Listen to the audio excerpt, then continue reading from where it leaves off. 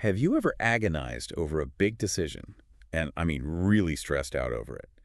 The kind of choice that keeps you staring at the ceiling at 2 in the morning. Oh, absolutely. Just tossing and turning, right? Exactly. You turn the problem over and over in your mind. You think about every possible worst-case scenario until you just hit a wall. You realize you cannot make this choice alone. So you pick up your phone, you call your most trusted friend, someone whose life advice you deeply respect. Yes, and you lay out the whole situation, the pros, the cons, all your hidden fears. And you ask them point blank, what do you think I should do? And you listen so carefully to their answer, you nod along, you thank them genuinely for their wisdom. And this is the best part, you hang up the phone and completely ignore everything they just said. You just go right ahead and do exactly what you secretly wanted to do anyway. Yes, it is practically a universal human experience. Yeah. And if you look at it logically, it makes absolutely zero sense. Right. We treat advice like it is this crucial life-saving map we desperately need. But the moment we get the directions, we just throw the map out the window. We treat their thoughtful advice like a mere suggestion, something we are totally free to discard if it does not match our unspoken wishes. It is such a bizarre contradiction, and it is exactly what we're going to explore today in this deep dive. I am so excited for this one. The source material we have today is actually coming from a very unexpected place. It really is. We are not looking at some heavy, boring psychology textbook. We are looking at a transcript from a very charming, practical English learning show. Yes, it is a show hosted by a duo named Aman and Ria, and the lesson they are teaching is called The Art of Seeking and Sharing Opinions. Now, at first glance, you might think a beginner language lesson is just about memorizing words.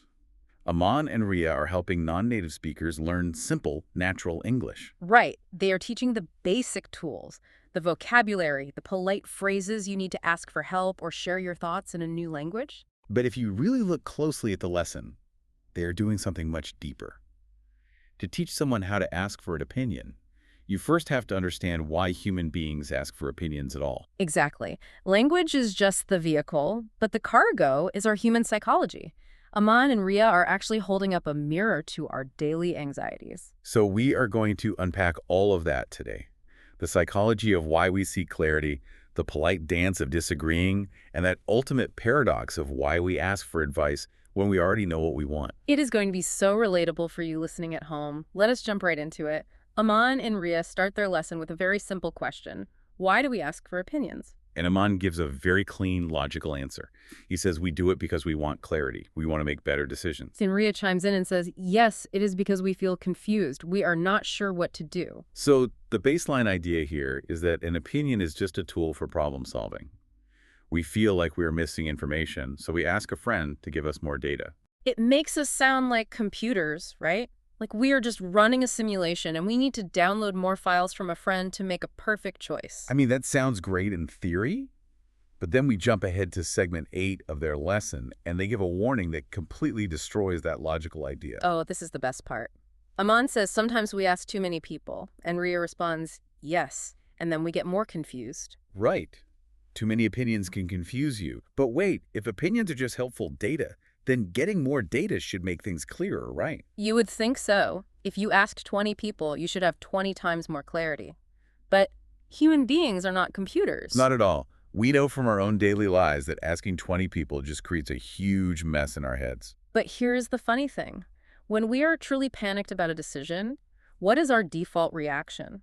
Do we sit down and calmly ask one single expert? No way. We panic. We send a message to 5 different WhatsApp groups. We ask our cousins, our coworkers, our neighbors. Exactly. The group chat panic is real. But if we know that asking too many people causes confusion, why do we do it? It suggests we are not actually looking for facts at all. Wow, that is a great point. What are we looking for then? We are looking to displace our anxiety. When you have a really tough choice to make, the mental pressure is huge. We call this cognitive load. Cognitive load. That just means the heavy weight on your brain when you have to take responsibility for a big choice, right? Yes, perfectly said. Human beings hate carrying that heavy mental weight. So when you text 5 friends, you are not looking for a smart analysis. You just want someone else to carry the stress. You are desperately hoping someone will just say, hey, do this. And they say it with so much confidence that you can just relax and let them drive the car. We want a co-pilot so badly. Because if the car crashes, we want someone else to blame. Haha, exactly. Well, I only bought this expensive phone because you told me to. It was your fault. Right. But the cruel irony is, by handing the steering wheel to 5 different friends, you guarantee a crash. You create the exact overthinking trap that Aman and Ria warn us about. Because you do not get one clear answer. You get 5 totally different answers. And each answer is based on that friend's own fears and life experiences. Let us say you want to leave a boring job for a risky new business. Person A loves safety, so they say, stay at your job. And person B is super adventurous, so they say, quit today, follow your dreams. And person C says, ignore both of them and go back to college. Now you are not just confused about your job, you have to figure out which friend is actually right. Your stress is just doubled. It is like looking at a huge restaurant menu with 50 pages. You get so overwhelmed that you just order plain toast. The paradox of choice. Aman and Ria show us that too much advice is just as paralyzing as too many products in a store. And that is why Aman gives a brilliant little piece of advice right after that. He simply says, so choose wisely. 3 simple words, but they carry so much meaning. Choose wisely. He is saying the value of an opinion is not about how many people you ask. It is about who you ask. Quality over quantity. You should not ask that one friend who always complains, or the friend who just tells you what you want to hear. You have to be self-aware. You need a trusted, small board of advisors, people who actually know your values and can look at your problem clearly.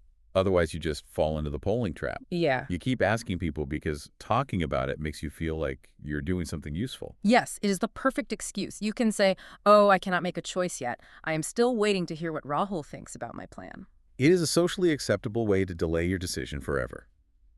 It is amazing how Aman and Ria captured this whole psychological trap in just a few lines of beginner English. They really did. And this anxiety does not just stay in our heads. It actually changes the very words we use when we finally ask for help. That brings us to the next part of their lesson, the mechanics of how we ask, the linguistics of politeness. They lay out this wonderful spectrum of polite phrases. They start with everyday, casual English for close friends, like, what do you think? Or, what should I do? Super simple and natural. Uh-huh. But then they scale it up. Aman introduces the phrase, can I ask for your opinion? And Ria goes even higher. She says, I would like to know your thoughts. And Aman points out that this sounds very professional. This is all about social calibration. You do not talk to your boss the same way you talk to your best friend when you are picking a place for lunch. Exactly. You have to measure the social distance between you and the other person and choose the right English phrase to bridge that gap safely. And the stakes get so much higher when Aman and Ria start talking about how to disagree. Oh, disagreeing is so tricky in any language. Agreeing is easy. You just say, I agree with you, and everyone is happy. But when you disagree, it can cause problems. Yeah. Aman gives a very direct phrase first. He says, I do not think that is a good idea. And Ria jumps in immediately to warn the listeners. She says, but say it politely. She offers a much better phrase. I understand your point, but... I understand your point, but... Yeah. That is such a powerful sentence structure. It is doing a lot of emotional work in just a few words. It really is a conversational shock absorber. If someone shares an idea and you just say, that is a bad idea, it feels like a car crash. It is aggressive. It creates instant friction. But if you say, I understand your point, but... you absorb their energy safely before you disagree. I love comparing it to a delicate dance. If you are dancing with someone and you want to spin them the other way, you cannot just grab their arm and pull. No, they would fall over. Ugh. Or they would push you back. Right. You have to take a graceful step back, match their rhythm for a second, and then gently lead them into the new turn. I understand your point is that gentle step back. Yeah. You are validating them. And the but is the pivot. This is deeply tied to something called face theory in sociology, basically protecting someone's public ego. Because if you just say, you are wrong, you're attacking their intelligence. Their natural defense walls go up instantly. And once those walls are up, the conversation is over. It becomes a fight. They just want to prove they are smart, and they stop listening to your logic. So reassurance is a survival skill. You validate their ego first. You say, I see your logic, you are smart. Then you add the but. You are no longer attacking them. You are just placing a different idea next to theirs. It is brilliant. It shows that learning English is not just swapping a Hindi word for an English word. You have to learn these unwritten social rules. To maintain harmony while disagreeing is a high-level skill. Even native speakers fail at this all the time. Oh, we all know that one person at work who has zero shock absorbers, they just say whatever's on their mind, and the whole room gets tense. Exactly. They might be totally right about the facts, but because they ignored the polite dance, everyone rejects their idea. So the lesson here is, the relationship matters more than the raw facts. The opinion is the cargo, but politeness is the vehicle that delivers it safely. Beautifully said. And Aman and Ria do not just teach this in a vacuum. They give 3 very specific, real-world examples to practice with. Yes, let us look at those. The 3 scenarios they use are changing a job, planning a trip, and buying a new phone. If you wanted to describe modern daily anxiety in 3 examples, you could not pick better ones. Let us break them down, because the pressure is totally different for each one.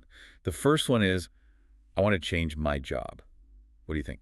This is a massive life pivot. Your job is your money, your routine, your identity. It is survival. So when you ask a friend about quitting your job, you're not really asking for resume tips. You are asking for emotional validation. You want them to say, yes, you were brave, do it. Or, no, that is crazy, stay safe. The stakes are existential. It is high risk. Then we have the second one.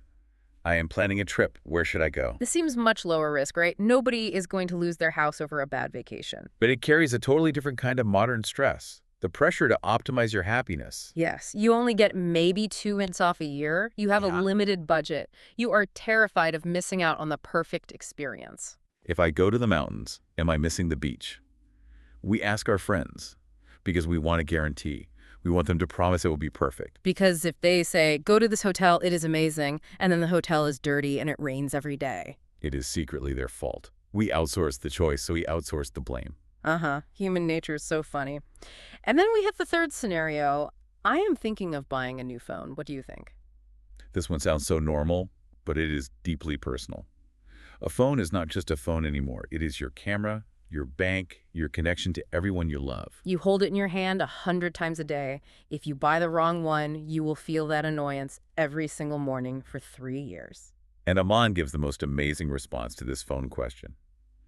He does not tell Ria to buy an iPhone or an Android. He just says, I think you should compare options first. I think you should compare options first. It is such simple English, but it is the best life advice ever. He refuses to make the choice for her. Instead, he gives her a logical system. Look at the battery, look at the camera, look at the price.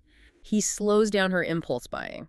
A truly great friend does not give you the final answer. They help you find the process to get there yourself. It applies to the job, the trip, everything. Compare your options. Look at the data logically. And there is always but we know the comparison phase is dangerous. Oh, absolutely. You can watch tech review videos on YouTube for 3 weeks and never actually buy the phone. You can read hotel reviews until your eyes hurt and just stay home.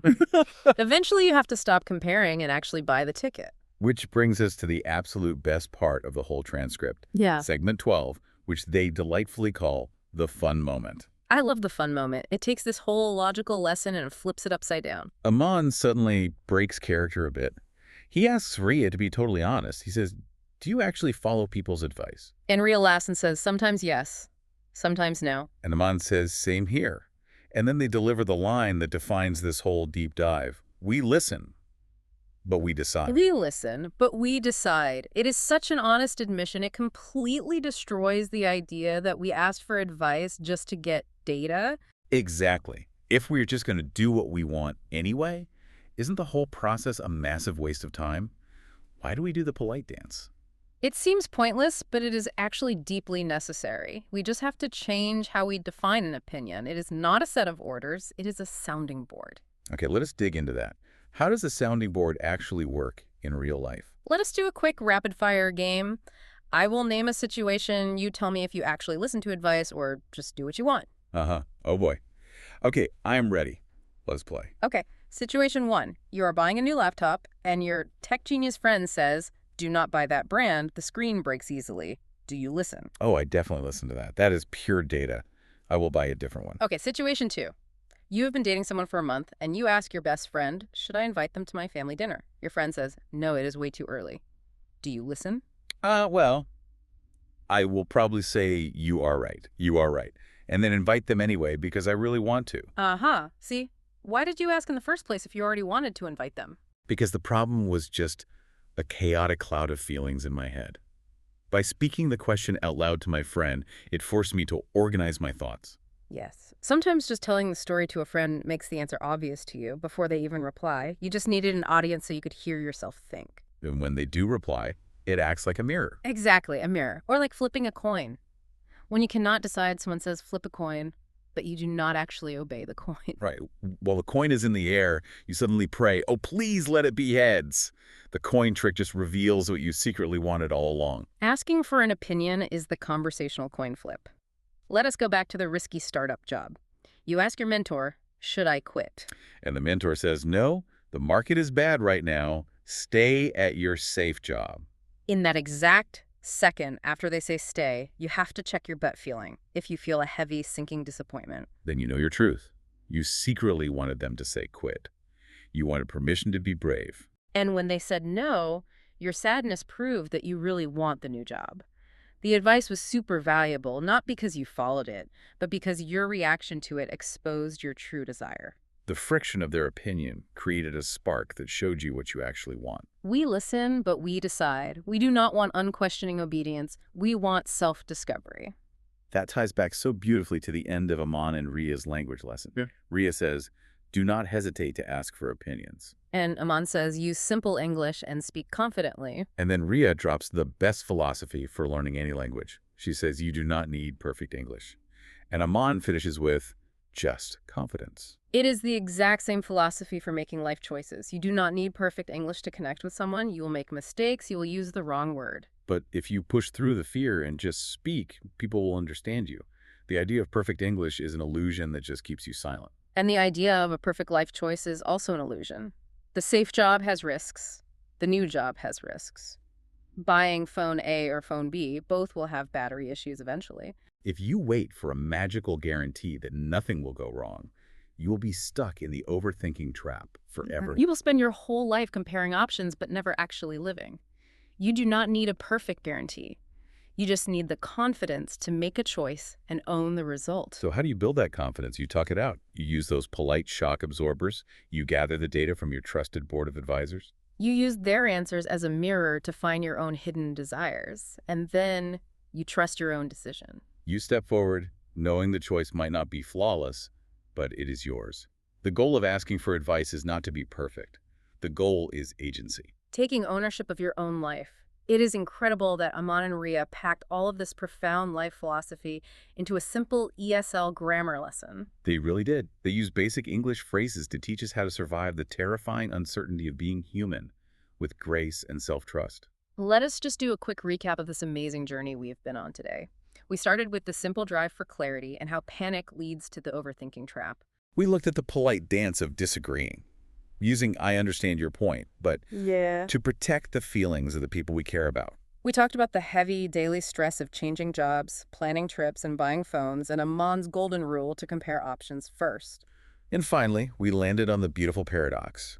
We listen, but we decide. We use our friends as a coin flip to discover our own courage.